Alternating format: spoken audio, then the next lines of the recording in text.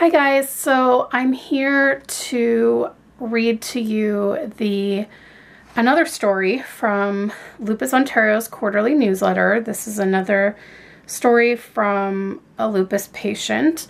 But before I get started, I just wanted to remind you guys that May 10th is World Lupus Day. So definitely wear purple or butterflies on that day. But really, like all month long, you can wear purple or butterflies to spread lupus awareness, show your support for myself and others who are struggling with lupus in their life. Also, I would really love to do a compilation video like I've done for the last 2 years, where I show all of you guys in the community coming out and supporting Lupus Awareness Month. So if you want to dress in purple and or butterflies, you want to dress your fur babies, your doll babies, whatever, dressing in purple and or butterflies, you can email me those pictures to rainbowbright@gmail.com, and at the end of the month I'm going to compile everything into a Lupus Awareness Month video like I've done for the past 2 years. And also, if you've made a video on your channel about Lupus Awareness Month, you can email me that link as well, and I would love to include clips of the videos as well. I did some of that last year. So let's get started reading today's story. So this story is called My Story of Living with Lupus, and it's written by someone named Melissa. So it says here, at the age of 14 years old, I was your typical active and healthy teenage girl. Until one morning, I woke up with several blood clots in my right arm. I was rushed by ambulance to Sick Kids Hospital, where I was told there was very little to no blood flowing through my arm at all. After several tests and about a year later, I was finally diagnosed with a rare blood disorder called antiphospholipid antibody syndrome. I hope I got that right. Which causes blood clots for no apparent reason. Having to wear a compression arm sleeve and being told I would be on blood thinner medication for life was a big adjustment at such a young age, but that was only the beginning. Pain and discomfort of the blood clots caused it to be hard. Sorry for that creaking. My chair, my office chair here has like a creak in it, and we can't figure out how to fix it. So anytime I move in like the slightest way, it makes noise. Anyways, continuing on. Pain and discomfort from the blood clots caused it to be hard to write and use my arm properly. And unfortunately, even being on blood thinners did not stop my blood from clotting again. I was rushed by ambulance again at the age of 15 from my high school when a blood clot began to move and ended its travels in my neck. It was at that moment I was diagnosed with thoracic outlet syndrome, which means my first rib is blocking the blood flow from my arteries to my arm. Surgery can be done, but it can be risky to those with health issues, and being diagnosed with fibromyalgia, which is a chronic pain disorder, which also makes you very fatigued. I was told surgery was not an option for me at this time. So she also obviously had fibromyalgia at the time. A few months later, I was performing at a school talent show when I collapsed and was rushed to Sick Kids Hospital again. My doctors and nurses performed emergency surgery to remove a blood clot from my leg. It was then I met a rheumatologist for the first time, and he diagnosed me with Raynaud's syndrome, which is when your arteries constrict, which I get that in my fingers and my toes, mostly my toes though. It took 2 years from my first serious sign of lupus for my diagnosis to be made. On October 20th, 2004, I was diagnosed with systemic lupus erythematosus. I was later diagnosed with arthritis and Sjogren's syndrome, the inability to produce saliva and tears. Sjogren's syndrome is very common with people that have lupus. It's definitely a common secondary condition that comes with it. I believe I have it, although they haven't really investigated it totally to get a diagnosis, but I do have dry eyes and dry mouth all the time. So I believe that I have it. Yeah. In 2006, I began to show symptoms of brain involvement and was hallucinating.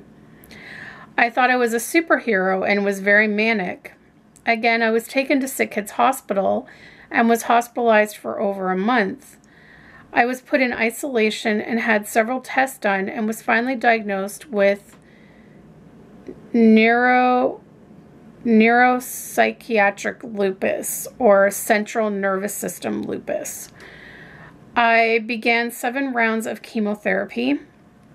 I was very sick for a long time and had to be homeschooled for my graduating year of high school. After finishing chemotherapy, I was in remission for about a month and a half before I began to flare again and had to start another 7 rounds of chemotherapy to stabilize my brain involvement. Unfortunately, being at such a young age and having so much chemotherapy caused struggles in my future. In 2011, shortly after my annual walk fundraiser in June, I developed pulmonary embolism, which is blood clots in the lungs. Tests were completed that showed several blood clots had formed in my left lung. This became a battle to ensure my blood levels were stable so that no new blood clots could form. Unfortunately, after a year-long struggle, it was concluded that the medication could no longer stop my blood from clotting, and it was too dangerous to continue taking my current medication. Thankfully, since I became immune to the current medication, I am now able to take a medication that is new to Canada. Since graduating, I decided to become a fitness instructor specialist with Zumba fitness specialties and yoga fit training. I have found that staying active has really helped me both emotionally and physically in coping and living with lupus. It has been very rewarding to both myself as well as others. Today, I still struggle with lupus every day. Some days are much worse than others, but with frequent specialist visits, most days are quite manageable and my version of normal. I have always had a very driven personality and have never let anything get in my way. In fact, the day after I was diagnosed with lupus, I contacted Lupus Canada and Lupus Ontario and began my fundraising journey. I began selling Conquer Lupus wristbands to my high school to promote awareness, which later snowballed into coordinating my own lupus events. Fundraising has its challenges, but has proven to be very therapeutic. I am very honored to have received several awards for our community's fundraising efforts, including the Youth of the Year Award 2008, Good Neighbors 2010, Ontario 2015 Volunteer Service Award, and several Lupus Ontario awards. We could not have made the impact on lupus research and awareness if it was not for each and every person who donated and supported me through the years. I am forever grateful. So as you can see, that's another example of the various ways that lupus can affect people. If you haven't seen the other stories that I've read, I'll be sure to link them in an iCard and the description so you can go and listen to those stories as well and see the comparisons between them, because really, you know, as you can see, she had a much more severe case in terms of, you know, having blood clots and brain involvement where she was having, you know, mania and hallucinations. And yes, like, that's just it. Lupus can attack any part of the body, any organ, you know, so it can attack skin, joints, heart, brain, lungs, GI tract, kidneys. I mean, anything you can think of. And so, you know, for me, it attacks my lungs. It has attacked my kidneys in the past. It attacks my joints. It has attacked my heart, the lining of my heart before. I've had pericarditis. It attacks my GI tract. So everyone is different. It's the disease of 1,000 faces. No two patients are alike. Some people have it worse than others. Some people have it very mild. Some people have it moderate. Some are very severe. And, you know, due to the varying degrees of symptoms patient to patient, everyone manages their illness differently. Everyone's going to have probably similar medications. Some medications will be the same. Some will be totally different. Basically, you know, treatment of lupus is tailored to the patient and basically, you know, what's happening with the course of their disease. And, you know, for me, like, because it's attacking my lungs, I have to see a respirologist. Because it's attacking my GI tract, I also see a GI specialist and things like that. And so you have all these different specialists working together and, you know, they have to come up with individualized treatment plans. So, so that's basically that. I hope that you guys can see me okay, because I just realized that there's probably light behind me and I know that sometimes can create a shadow. I'm gonna turn this way. We actually were having a thunderstorm a little while ago and it's still really windy out, but I think it's clearing up. But yeah, so it really just depends on the patient. And so you can't compare patients. You can't say, well, this patient can do this and this, so why can't that patient also do that? Because it affects everyone so differently that, you know, one patient may be able to do, you know, like hardcore exercises and running and all this stuff, but another patient may need a walker to help them walk, or they may even be wheelchair bound. So it just, the degrees are so vast and different. So you definitely, you know, I want to put it out there that you definitely can't compare one case of lupus to another, and say, oh, you know, this person that claims to be like severe or whatever and is in a wheelchair is faking it because I know someone else that has lupus and they work full time and they do this and they do that. It just varies so greatly person to person. And, you know, some people are constantly in and out of the hospital all year round and other people aren't. And that's just how lupus is. It affects everyone differently because it's an autoimmune disease. I actually had someone in my comments the other day ask what lupus is. And this month I'll be also always linking in the iCard and description to my Lupus Awareness Month playlist. That gives lots of great information on lupus, all kinds of videos I've made. But overall, just in general, what lupus is it's an autoimmune disease. And what that means is that your immune system gets confused. So everyone has an immune system. So when you catch a cold or a virus or a flu or whatever, your immune system starts attacking that to, you know, get rid of it and get it out of your system so that that virus goes away.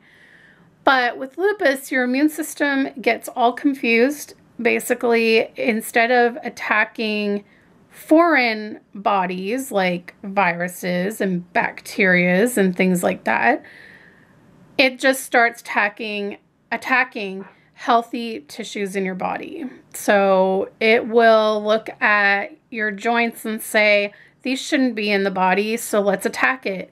Or, oh, the heart is foreign, it's, you know, it's a virus, let's attack it. But of course you need your heart. Like, it's part of your body. That's basically the easiest way I can explain it. It's your immune system gets confused. And so I actually found out, I thought that it meant you have an overactive immune system, which I guess it's kind of that too. But I thought that meant, oh, you know, because I have an overactive immune system, I must have one heck of an immune system in that I shouldn't be catching colds or flus so easily, but yet I do. And I couldn't figure that out. And that was before I was put on immune suppressants. It's worse now that I'm on immune suppressants, but that's a whole other story. But before I was diagnosed, like, yeah, I was catching colds and viruses a lot, you know, within the year or so that I was, you know, waiting for a diagnosis. And that's because, again, the immune system gets confused. So you can catch a cold, and basically your immune system won't recognize that virus as being foreign. So it won't go to work attacking it like it should. It's too busy attacking healthy tissues in your body that it thinks are foreign and are viruses. So that's basically what it is in a nutshell. And so that's why it can literally affect any part of your body, any organ in your body, because it can't distinguish what's what. And then the main course of treatment for it is to basically wipe out your immune system, because that's the only way to get it to stop attacking the healthy parts of your body. And so I'm on medications that suppress my immune system, so therefore I am more susceptible to catching flus and viruses and colds and infections and all these things. So that part sucks, but if I didn't have these medications suppressing my immune system, I could die. Like, my immune system could attack some important thing in my body, and if we don't stop it from doing that, it could kill me. So these medications keep me alive, and unfortunately, then it just means I have to be super, super careful not to be around sick people and try to keep my hands clean all the time so I don't get sick. But anyways, so I hope you enjoyed listening to today's story, another perspective, another lupus patient's experience. If you haven't watched the last 2 stories, I encourage you to go check those out. Don't forget, email me your photos and videos of you and your babies and your family and your fur babies and whoever wearing purple and or butterflies for lupus awareness this month. And May 10th is World Lupus Day. Also, don't forget to click up here in the iCard or the description below to visit my t-shirt shop for the whole month of May. All the proceeds of my Keep Calm and Play with Doll shirts, as well as my I Wear Purple for Lupus shirts, are going to Lupus Ontario. And someone also asked me, do I have to have lupus myself to wear one of the I Wear Purple for Lupus awareness shirts? And no, definitely not.